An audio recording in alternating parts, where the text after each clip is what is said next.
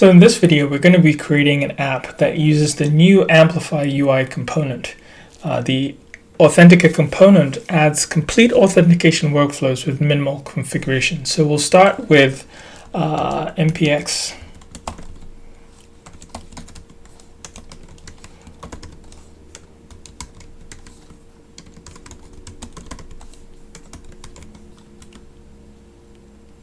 So we'll create that project first. This will take just a few seconds to complete. All right, next we're going to initialize the Amplify project. We'll use the -y flag to accept all of our defaults. So this is going to create an Amplify app and also initialize a development backend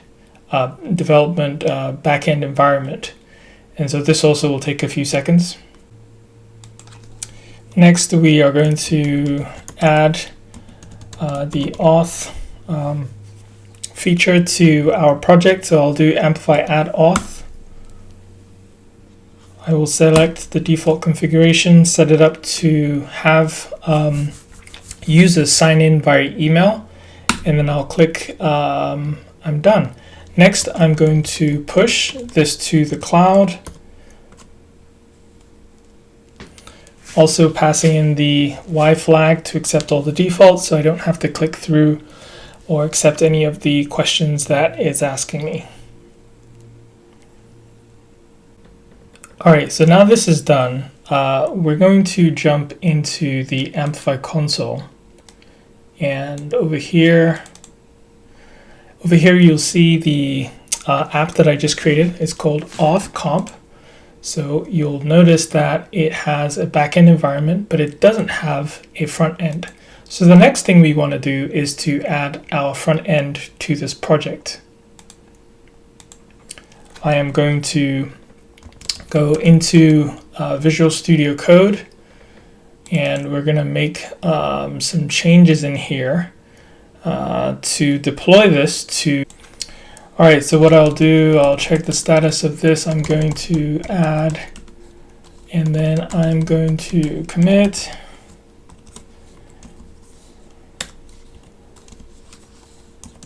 Adding initial files, and then I'm going to do Git Push. So this push will essentially send all of my changes to the remote repository.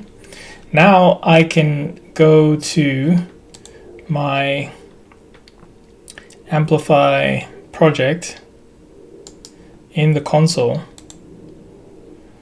So I'm gonna click back in here. I'm going to select GitHub as my repository provider, and this is going to give me a list of my recently changed repositories, as you'll see. So the first one should be Auth Comp, and it's right there. I'm going to select the main branch. I'll just click through, and I'm going to choose the dev environment, which I created via the CLI. I'm going to enable the option to have continuous deployments, which is this section over here. That means that on every code change, it will deploy both my front end and my back end. I'm then going to select a role. So I'll select this role, and then I will click through to next, save and deploy. Now this will take about 4 minutes to deploy. So we'll come back in a second once this has completed. Okay, so now we're actually going to add the authenticator component. So I have a code snippet here that I will use just to configure my Amplify app. I'm then going to go and jump into the app.js file, which is my starting component. I'm going to get rid of all of this. And before I do that, actually, so I need to install a couple of libraries that we'll be using for this. So I will install that in a second. All right, so in my command line, I am going to install, do an npm install at aws-amplify Amplify/UI React, and then I will also install AWS-Amplify. So these two libraries are needed for me to continue the work of adding this component. So while this is installing, I'm going to bring in some code snippets over here just to make this super easy.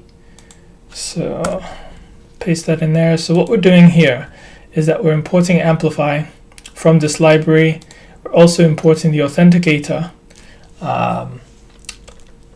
component from the UI React library, and then we're going to add our component over here, and that's pretty much it.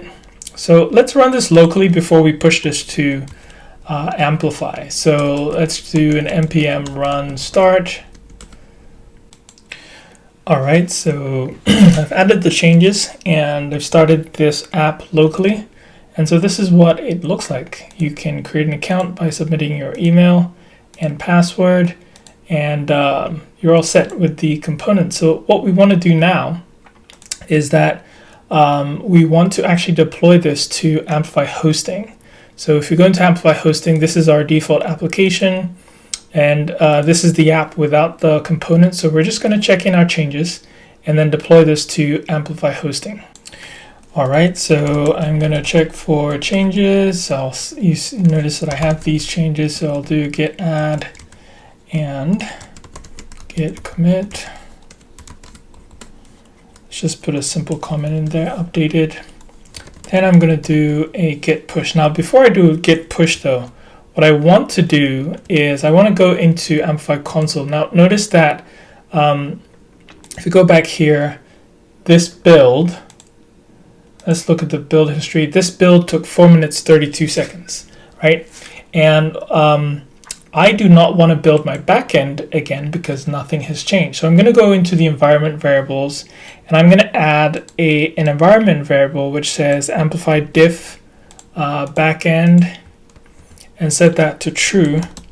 And what this will do is that it will tell my build process to detect for changes in my backend. So if there have been no changes, then it's actually going to skip building my backend and just build my front end. So let's go back into Visual Studio Code.